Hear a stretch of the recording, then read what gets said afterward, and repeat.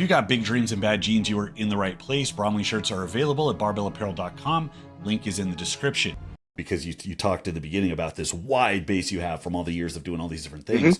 And it seems like the assumption is the wider the base, the higher that peak can go, and the more you can focus on specialization. It seems like all the different approaches to programming try to solve that problem in different ways, whether you're always just concurrently working on GPP into forever while simultaneously specializing, or if you segment them off. Is it safe to say that your normal training cycles kind of follow that kind of like wide to narrow approach when you're looking at like shorter durations? Yeah, like we especially Alec having his background in weightlifting, and I'm still a somewhat functional weightlifter. I can't clean because my front rack's gone. But basically, up until like 10 to 12 weeks out, we're doing weightlifting movements, not strongman movements. I'm just squatting and deadlifting. I'm sprinting. I'm jumping. I'm as general as possible. And even in prep, there's certain events that I just don't train. Like yoke for American Strongest Man, I did 2 yoke sessions. I just need to. I think just based on the phase of your career, I think Shane Germain put out a really good video about this, about the amount you should do events based on the phase of your career. And what he said is pretty close to how we feel about it. There's certain events where I just pull back. I just need to be generally good at pressing, generally fast, generally healthy. And then when we do apply it to things like the Arnold Classic, like yesterday I did a training session where I did half the Arnold Classic at comp weight, and I'm fine, right?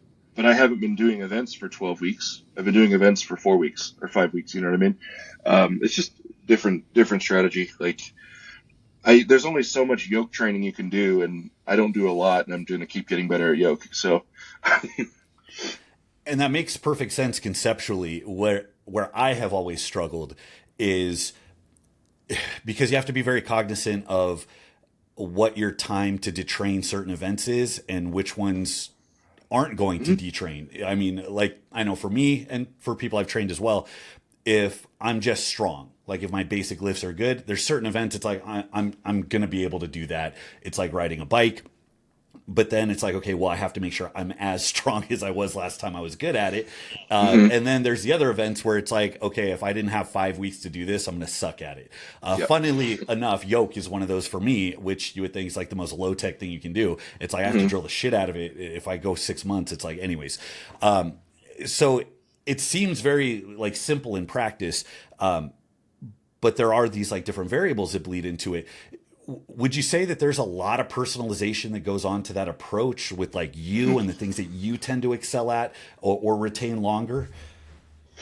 Yeah, and I think that's the one of the biggest jobs of a coach is, and honestly, it's the big skill of Alec. Yes, he understands, the sports science, progressions, all that stuff. But it's like if you in the first year to 18 months with an athlete can determine the max recoverable volume of all of these major categories of things, you've solved the puzzle of like what to write in a 12-week block. Like we've done a bit of trial and error, usually erring on the side of doing less than more. We've gone too far a few times on certain events. But I could pretty much tell you if you gave me a set of 6 hypothetical events and you give me 10 to 12 weeks, I could probably write nearly the same program that Alec will write without being in the same room. Because, but that's what 3.5 years of paying attention does. And I think a lot of people are writing programs and training, but they're not paying attention. Or they've had maybe 4 log preps that haven't gone that well, and they're going to do their next log prep pretty much the same because that's how you peak for a log, right? It's just, we just been paying attention and adjusting. And, I would look for inspiration. Like people look at, it's weird in strongman. They look at me and then they're like, I need to ask Lucas about how to train. I was like, I don't train me. I have a coach, right? They don't ask the coach. And in strongman, people put a lot, like they think the good strongman is the good programmer, the good technician, the good whatever. And they probably are, but they don't look to like, who's the coach? right? And in weightlifting, it's the complete opposite. It's like, who's your coach? What's the system? You know, and I don't know. It's just it's kind of backwards in strongman, but I think like professional coaches in strongman are kind of a new thing in the last 5 years, 10 years. You ever find yourself confused by the complexity of programming? I know I struggled like crazy in my early strongman career. There was just too much advice, and every decision I made felt like a guess. As soon as I hit a snag in any program, I would have no idea what to do, so I would inevitably bail. It took me years of training and coaching to figure out how to predictably increase muscle and strength, both in myself and others. And those lessons took me to my own showings in World's Strongest Man, America's Strongest Man, and the Arnold in the 231-pound weight class. This is why we made Base Strength AI, to give clear, direct, and personalized instruction right in the middle of your workout in real time. Base Strength AI features 3 programs: Block, 70s Powerlifter, and Bullmastiff, each one inspired by the work ethic and programming of the biggest and strongest bodybuilders, powerlifters, and strongmen throughout history. These templates originated in my book Base Strength, and they can be ran as is, but with Base Strength AI, weight and volume are prescribed to you on your specific feedback. And that's personalization that even an online coach can't replicate. This gives you the absolute certainty that every rep is meaningful, that every block of training is getting you closer to your goals. It's my programming, but it's your program. Get the heart of old school training with the intelligence of a coach right in your back pocket. Head now to basestrength.com.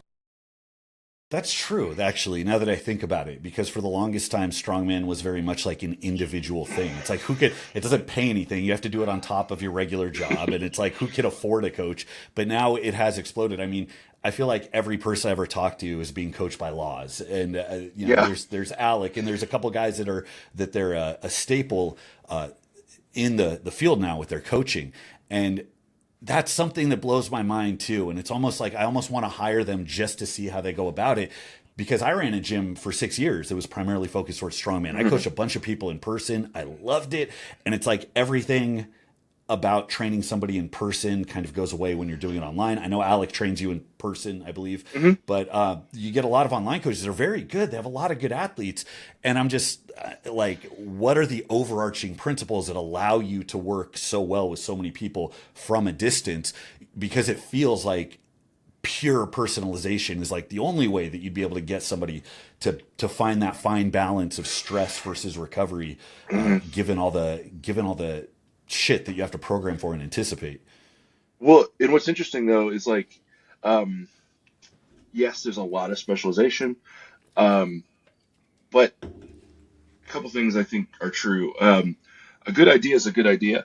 Like a good system. There's nothing wrong saying that. Yes, there's a lot of specialization, but I don't think there's anything wrong with having a system and being a systems-based coach and like trusting that system.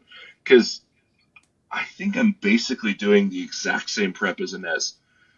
Oh, like she is posting a session. It's like that's what I have today. She's 3 hours ahead in Chicago. Like, but Wow. there's certain things where she can handle more volume than me. I can handle less, or she trains the event a little different. Um, but squat deadlift, we were peaking exactly the same, and it's a progression that Alec likes for most of the athletes, right? Unless proven otherwise, right? So there's definitely a core system that's kind of believed in for athletes of on this tier or this tier or this tier where they're at in their career, and then there's the hyper specialization of like, okay, if you gave me the same amount of this that Inez does, I'll explode because she's just way can recover way better than me, and my absolute loads are higher, right? But still, like systematically, we have almost the same block, but we found that it's still working for both of us, so we're not going to change it. I think I've run the same squat deadlift progression for 8 different shows.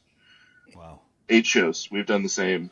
I'd have to look back. I think it's all 7 of those shows that I podiumed in, plus the Arnold Amateur or the Amateur Nationals prior to that. We ran the same squat deadlift progression. So something I want to drill down on, because I think this might be obvious to you guys, but maybe not to a lot of the viewers or a lot of the fans Sure. of the sport. And given that your coach has an Olympic lifting background, this is kind of how these sports systems tend to operate. So it looks like in that vein, you have this arrangement of events or things that might help the events, and it seems to be the focus is on primarily the amount of work that you're doing, and that's the main thing that you manipulate, I would guess that you probably routinely stay pretty far away from maximum efforts or from Mhm. failure or from anything that looks like technical breakdown. Yeah, like just kind of by design, like the the way I like to describe it to my clients and whatever is the more macro the movement is, the more meat and potatoes the movement is, the more calculated you need to be, the more, okay, this is going to take 3 years to progress, right? So that's your timeline. You need to be really aware of when to fly close to the sun, when to not, when to pull back. Really listen to what the coach says and what's on the sheet. But as you get farther down the program towards your accessories and those kind of things, go watch the biggest bodybuilder in the gym. How is he doing it?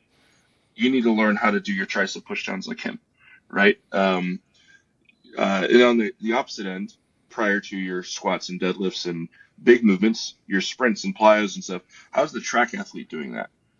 Like, look at the intention, look at the intensity, look at the rest times, those kinds of things. It's just understanding that different parts of your workout sheet require different intention and like a different just whole mindset.